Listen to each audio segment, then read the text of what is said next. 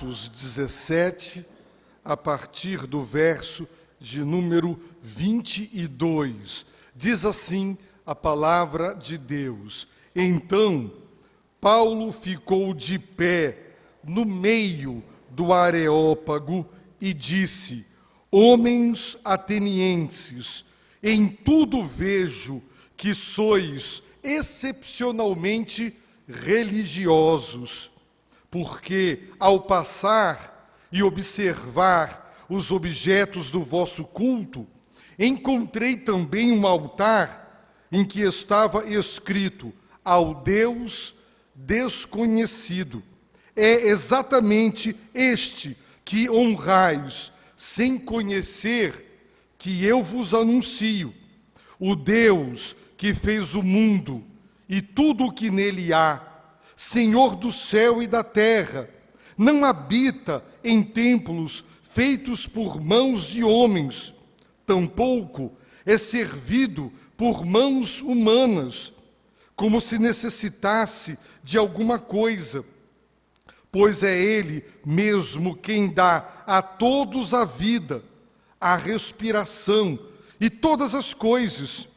De um só fez toda a raça humana, para que habitasse sobre toda a superfície da terra, determinando-lhes os tempos previamente estabelecidos e os territórios da sua habitação, para que buscassem a Deus e mesmo tateando pudessem encontrá-lo. Ele, de fato, não está longe de cada um de nós, pois nele vivemos, nos movemos e existimos, como também alguns dos vossos poetas disseram, pois dele também somos geração. Sendo nós gerados por Deus, não devemos pensar que a divindade seja semelhante ao ouro, à prata ou à pedra esculpida pela arte e imaginação humana. Pai amado, obrigado pela Tua palavra. Obrigado, Senhor, por ter nas mãos o registro da revelação.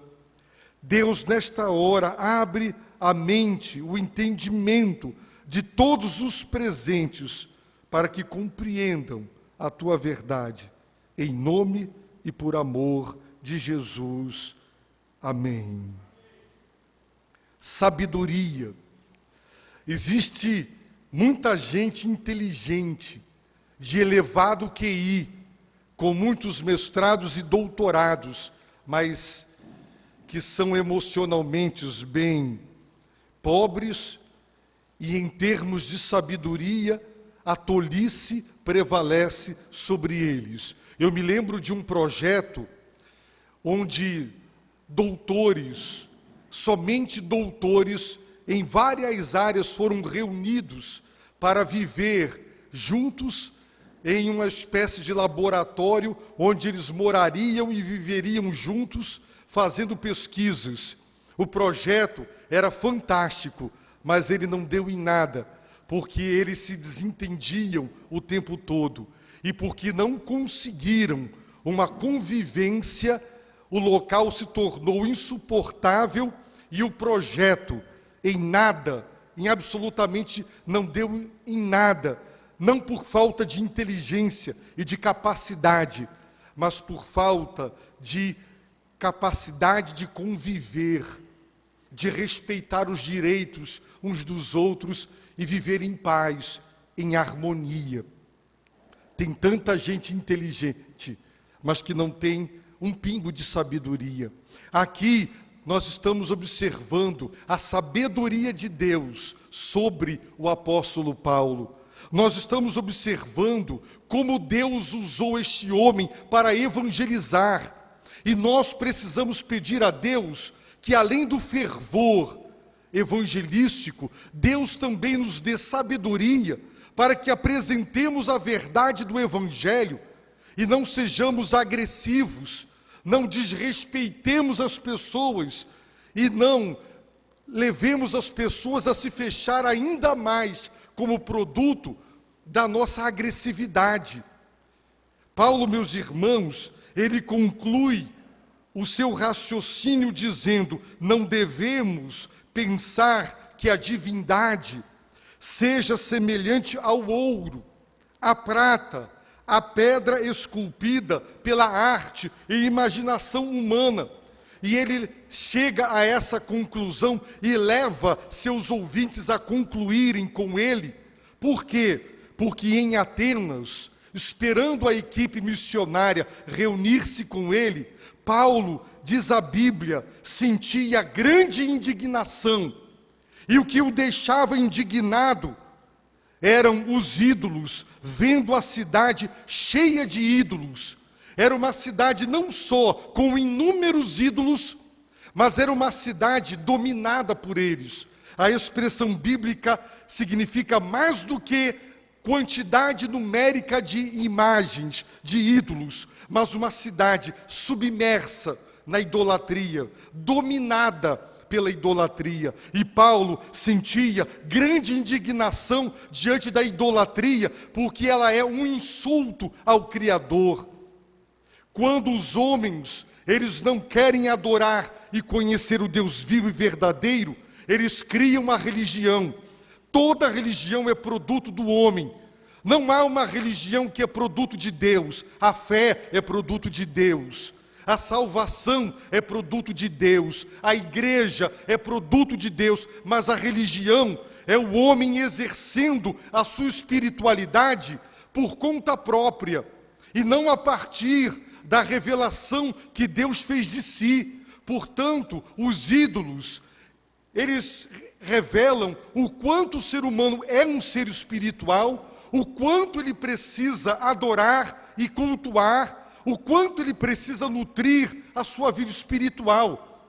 Mas porque não é guiada pela revelação de Deus, os homens fabricam ídolos, a sua própria imagem e semelhança, e adoram imagens de escultura e criam deuses, muitas divindades. E na cidade de Atenas haviam deuses para todos os tipos e todos os gostos, e a representação material deles em imagens de escultura, de mármore, de pedra, de bronze, de ouro e de prata. Paulo sentia grande indignação, porque a idolatria, ela é uma ofensa a Deus. É fazer com que as pessoas pensem que Deus pode se reduzir a uma imagem, a um ídolo, a um lugar, a maquinação e a manipulação do homem. Indignado, Paulo andava, e a Bíblia diz que ele, na sinagoga, pregava, nas praças, ele debatia com o povo. E lá no Areópago, que era o ponto de encontro cultural, era o lugar da mais elevada racionalidade, Paulo discutia e debatia com os filósofos sobre a sua fé. Um homem que era capaz de entrar numa sinagoga e expor o Antigo Testamento e provar que Jesus é o Cristo profetizado. Um homem que pode conversar na praça com os transeuntes, com as pessoas simples e com as pessoas comuns. Mas um homem também que pode ir ao Areópago, ao centro cultural mais elevado do pensamento filosófico e debater com os filósofos da época. Um homem, meus irmãos, preparado por Deus para anunciar a cultos e incultos, doutos e indoutos, ricos ou pobres, o evangelho da graça de Deus. Paulo agora ficou em pé no meio do Areópago. Coloque no Google Areópago e veja as imagens que ainda existem deste Areópago. Um lugar, meus irmãos, fantástico. E ali Paulo se dirigiu, e nós vamos considerar a primeira parte do seu sermão. Ele começa o seu sermão no verso 22 dizendo: homens atenienses, em tudo vejo, verso 22, em tudo vejo que sois excepcionalmente religiosos. Paulo, meus irmãos, embora profundamente indignado com a idolatria, ele não critica, ele não menospreza, ele não chuta a imagem, ele não faz pouco caso da religiosidade dos atenienses. Ele começa dizendo: em tudo, na arte, no teatro, nas ruas, nas praças, no mercado, na política, em tudo, não há nada da vida de vocês que não tenha uma expressão de religiosidade. É como se você entrasse na casa de uma pessoa e em todos os quartos, em todos os cômodos, tivessem objetos de culto, você concluiria: vocês são pessoas que moram aqui, vocês são extremamente religiosos. E Paulo começa dizendo: em tudo vejo, constato que sois excepcionalmente religiosos. E ele explica: ao passar e observar os objetos do vosso culto. Paulo não disse esses ídolos mudos e surdos, essas imagens que não valem nada. Ele não teceu uma crítica, ele não falou mal das imagens, ele apenas diz os objetos do vosso culto. Ele não reconhece que são deuses, portanto chama objetos do vosso culto. Vocês cultuam objetos. Ele está mandando o recado sem ser agressivo e sem desrespeitar o que para eles era importante. Eu observo os objetos do vosso culto. Ele está dizendo: o que vocês cultuam são objetos materiais que não passam disso, porque deuses não existem. Existe um mundo espiritual que tem entidades espirituais malignas. Existem também os anjos de Deus, mas não existem deuses. O que eu observo são os objetos do vosso culto. E ele disse: eu encontrei também um altar, onde vocês fazem sacrifícios, trazem ofertas e fazem homenagens neste altar. E nesse altar está escrito: ao Deus desconhecido.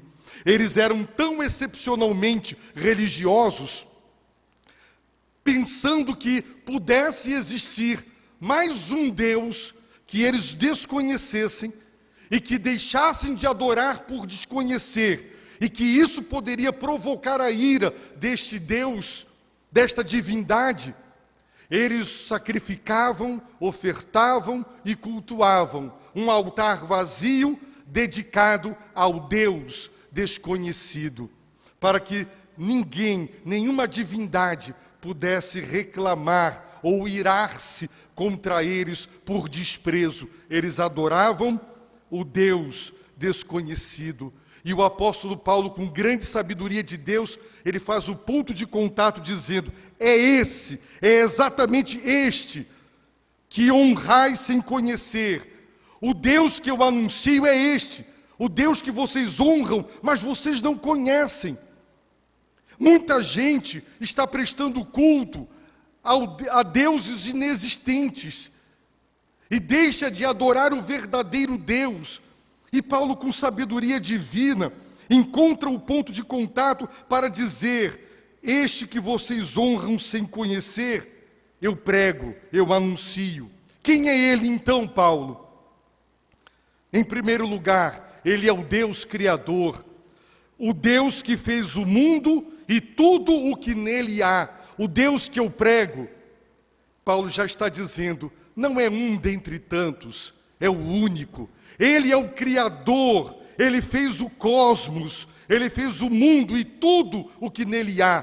Tudo que existe deve a sua existência a ele. Ele é a origem, é a fonte de todas as coisas. Ele é o Deus Criador. Ele também é Deus soberano, porque Paulo disse, ele é Senhor do céu e da terra. Ele governa com soberania e poder tudo que as suas mãos criou. É um criador pessoal, que é senhor pessoal de tudo que trouxe à existência. Ele é o criador e ele é o governador, ele é o senhor do universo. O Deus que eu anuncio não habita em templos feitos por mãos de homens. Havia no tempo dos apóstolos e naquela época aquela tentativa de regionalizar, de localizar Deus, de colocar Deus dentro de um templo. Cada nação tinha o seu próprio Deus e o domínio daquele Deus estava circunscrito ao templo e ao território daquela nação. Paulo está dizendo: o Deus que eu anuncio, ele não habita em templos feitos por mãos dos homens. A religião humana não pode controlar Deus, limitar Deus, engaiolar a Deus. Quando Salomão ora para dedicar o templo, ele diz: Senhor, nem o céu dos céus pode te conter, quanto mais este templo. A religião humana, ela tenta fabricar deuses que ela pode controlar e manipular, mas Paulo está dizendo: o Deus que eu anuncio, que vocês honram sem conhecer, é o Criador, é soberano, e Ele não é como os falsos deuses. Ele não habita em templos feitos por mãos de homens. No verso 25, tampouco é servido por mãos humanas. Se Ele é o provedor, se Ele é o sustentador, se Ele criou e sustenta tudo e todas as coisas, como se pode pensar que Ele precisa ser servido pelas mãos dos homens, como se necessitasse de alguma coisa? Os deuses pagãos precisavam de ofertas, de sacrifícios, para não ficarem zangados, para não ficarem aborrecidos, porque se sentiam carentes. Paulo está mostrando que o verdadeiro Deus, o único Deus, é excelso, é altíssimo, não é um ídolo, não é um Deus falso. Ele criou, Ele governa, Ele sustenta. Ele não pode ser servido e nem sustentado pela criatura. Ele é criador. Quem precisa dele somos nós. Ele não precisa de nós. A religião faz com que os homens pensem que Deus precisa de nós. É o inverso. Pois é Ele mesmo quem dá a todos a vida. A vida é um dom. Quem dá a vida a todos os seres vivos é Deus. Ele é o doador da vida, Ele é a fonte da vida, Ele é o criador da vida, e Ele dá a todos a vida, Ele dá a todos a respiração e todas as coisas. Por isso a Bíblia diz que o viver e o morrer pertencem a Deus. Enquanto Deus quiser me dar respiração, eu permanecerei vivo. Paulo está dizendo: Ele é quem decide quem vive e quem morre, quando vive e quando morre, é Ele. De um só, fez toda a raça humana. Aqui ele está dizendo de Adão, o primeiro homem, criado pelas mãos de Deus, de um só, fez toda a raça humana. Deus criou tudo, criou todas as coisas, todos os seres vivos, dando-lhes vida, respiração e todas as coisas. Mas Ele também fez a raça humana a partir de um só homem. E a ciência comprova hoje que a humanidade procede de uma mulher. Deus fez um homem, Deus fez o homem, Adão e Eva. E Ele fez de um só, Ele fez toda a raça humana. Com que propósito? Para que habitasse sobre a superfície da terra, determinando-lhes os tempos previamente estabelecidos, ou seja, na história.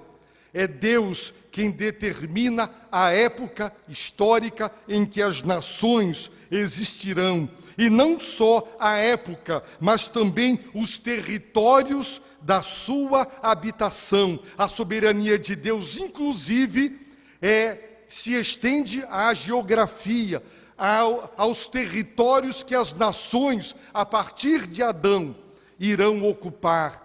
Paulo está mostrando que Deus criou a raça humana, Deus criou as nações e os territórios nas quais elas viverão e farão história. Com que propósito Deus fez de um só toda a raça humana para que buscassem a Deus. Foi com este propósito que Deus criou, para que o buscassem. E Paulo diz, e mesmo tateando, e esta palavra era usada para descrever o cego, que tenta encontrar as pessoas e coisas, e porque não enxerga, vai pelo tato. Deus criou tudo com tanta inteligência, com tanta complexidade e perfeição, que até uma pessoa cega, tateando, o encontraria. Por quê? Para que pudesse encontrá-lo. Ele, de fato, não está longe de cada um de nós. Nós é quem estamos longe de Deus. O pecado nos distanciou de Deus. O pecado nos afetou a visão espiritual, a nossa miopia não nos impede de enxergar Deus contemplando a criação. A cegueira espiritual na qual o homem se encontra por causa da queda é tal que ele não consegue, a partir da criação, que é a revelação geral de Deus, Deus se revelou por intermédio daquilo que ele fez. Os homens não conseguem chegar a conhecê-lo. Grandes cientistas que estudam e ficam maravilhados com a criação, não conseguem admitir há um Criador. É verdade, já existem muitos cientistas gabaritados que, diante da inteligência que há no universo, reconhecem, existe o Criador. É a cegueira espiritual. Deus criou toda a raça humana a partir de Adão. Determinou as épocas históricas da existência das nações e também o local geográfico onde elas viveriam, para que buscassem a Deus. O homem foi criado para buscar a Deus, para andar com Deus. Ele foi criado por Deus e para Deus, e ele só é feliz quando adora e serve o Deus vivo, o Deus verdadeiro. E ele está tão perto, mas as pessoas não o encontram porque estão cegas. O pecado endureceu o coração, trouxe cegueira, trouxe aversão a Deus, trouxe teimosia ao coração humano que se nega, que se recusa a se submeter à vontade do Criador. Até tateando, as pessoas poderiam encontrar a Deus contemplando a criação, mas estão tão atingidos pelas consequências da queda do pecado, que a humanidade não consegue chegar a Deus pela criação do universo. Mas Paulo, meus irmãos, deixa claro que esse não era o propósito de Deus. Esta incapacidade de encontrar Deus pela criação é efeito do pecado, porque Ele está tão perto de nós, Ele está perto de cada ser humano, que infelizmente, por conta do pecado, dele se distancia. Por isso Paulo diz, nele vivemos, nos movemos e existimos nele, em seu ser, vivemos, nos movemos e existimos. Ele está dizendo, não há vida a não ser nele, no ser divino, não há. E os homens vivem suas vidas e não adoram o Criador, não reconhecem que tudo é obra das suas mãos. E Paulo agora cita alguns dos vossos poetas. Ele era culto e conhecia o pensamento de alguns filósofos pagãos que diziam, pois dele também somos geração. Ou seja, Deus, no que diz respeito à redenção, Ele nos salva nos adotando em Cristo Jesus, seus filhos. Mas Ele é o Criador da raça humana, e neste sentido, Ele é o Pai da humanidade. Dele somos geração, Ele nos gerou, somos gerados, somos criados por Ele. No âmbito da criação, Deus é o Pai da humanidade. Então Paulo tira a seguinte conclusão: se vocês reconhece que somos geração dele, que ele é o Pai, é o Criador de todos, então não devemos pensar que a divindade seja semelhante ao ouro, à prata, à pedra esculpida pela arte e imaginação humana. Ele está dizendo, só há um Deus vivo, só há um Deus verdadeiro, e esses ídolos que vocês têm, produto da arte e da imaginação humana, não devemos pensar que o Criador pode ser assim, materialmente representado. Ele é o Senhor do universo. Ninguém pode representar a Deus, portanto, toda imagem de escultura é idolatria.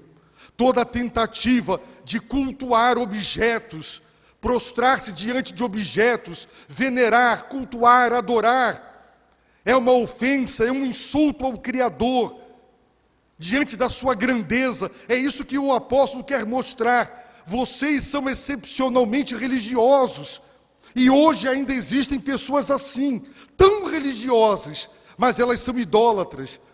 Elas se curvam diante de imagens de escultura, adoram vários apóstolos, vários santos, adoram, mas não adoram o Deus vivo e verdadeiro. O Deus e Pai de Jesus Cristo criou os céus, é soberano sobre os céus e a terra. Ele determina épocas, estações, ele determina os tempos e os lugares. Ele é quem sustenta tudo, não precisa ser sustentado, ele é autoexistente, ele é independente, ele não precisa da criatura e nem da criação. A criação e a criatura precisam dele e devem a sua existência a ele. Quanta gente ainda hoje, excepcionalmente religiosa, e não conhece o Deus vivo, o Deus verdadeiro, e não o adora, não o busca, porque ainda está em trevas. Por isso Paulo, no Areópago, apresentou Jesus e a ressurreição. E citando passagens da Bíblia, cada uma destas declarações de Paulo estão contidas no Antigo Testamento, embora ele não tivesse aberto nenhum rolo de nenhum livro do Velho Testamento, mas o conhecimento de Deus, a doutrina de Deus que ele aprendeu nas Escrituras do Antigo Testamento, ele agora expõe com ousadia, com sabedoria e com convicção, para deixar claro, esses ídolos, essas imagens são ídolos, não servem para nada. Você pode dizer assim, aqui todo mundo é feio, e você magoa. Mas se você disser aqui, só tem uma pessoa aqui bonita, você está dizendo que todo mundo é feio, mas você disse que só tem um bonito. Aqui só tem incompetentes, então todos ficam magoados. Mas você pode dizer, aqui tem uma pessoa muito competente. Paulo não disse, esses ídolos não valem nada. Ele disse, só há um Deus verdadeiro. Qual é a conclusão? O que vocês adoram é nada. É nada. Um pastor, lá em São Paulo, já falecido e na glória, ele dizia, vamos construir um templo para adorar o Senhor nos domingos, e que de segunda a sábado seja usado para praticar os esportes, jogar bola, vôlei, e todos ficavam escandalizados com ele. Então ele disse, e ele mudou o discurso, queridos, vamos construir uma quadra poliesportiva, onde poderemos brincar e jogar futebol e nos distrair de segunda a sábado, e domingo ainda podemos usar para adorar o Senhor. E ele foi aplaudido, você é um gênio. E eles construíram esse templo, porque a igreja não tem templo, isso aqui não é santuário, isso aqui é apenas um auditório. Santuário é a igreja do Deus vivo. Paulo, meus irmãos, não disse, esses ídolos não valem nada, isso é porcaria, isso não existe. Ele não criticou, ele não recriminou, ele não depreciou, mas ele disse, o Deus que eu prego é o verdadeiro, ou seja, o que vocês adoram não são verdadeiros. O recado foi dado, eles ouviram a palavra, eles conheceram que há um só, que é o Criador dos céus e da terra, e é o Senhor de todas as coisas. E eu quero perguntar a você: você é uma pessoa religiosa, devota? Você conhece o Criador dos céus e da terra? Você o adora e somente a Ele, através do seu Filho Jesus Cristo? Ou você se permite afastar-se de Deus? Ele está tão perto de você, mas você fica tateando e buscando em ídolos, em substitutos que não podem salvar. Só o Criador da vida, da respiração e de todas as coisas pode salvar a vida que Ele criou. Ele criou o pecado, a nossa desobediência, trouxe ruína para nós e para toda a criação. E Ele manda seu Filho amado para salvar o homem e a criação dos danos do seu pecado e da sua rebelião. Portanto, se você é excepcionalmente religioso, mas não adora o Deus vivo e verdadeiro por intermédio de Jesus Cristo, você pode ter certeza que a sua religião não o levará para a presença de Deus. Deixe de adorar, de cultuar objetos. Creia que só há um Deus vivo e verdadeiro. E Ele se revelou por intermédio de Jesus Cristo, o seu Filho, o seu único Filho, o único que o representa, o único a quem Deus realmente enviou para ensinar a respeito dele mesmo. Creia em Jesus Cristo como seu Senhor e Salvador. E segundo a palavra de Deus, você será perdoado, você será perdoada. Busque a Deus. Adore o Deus vivo e verdadeiro. Você foi criado para Ele e por causa dEle.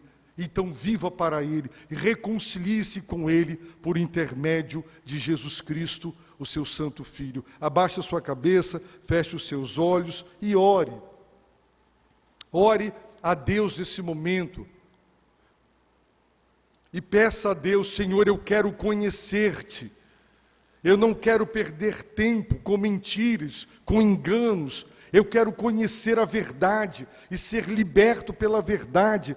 Eu quero conhecer o meu Criador, aquele de quem eu procedo, aquele que me dá vida e existência.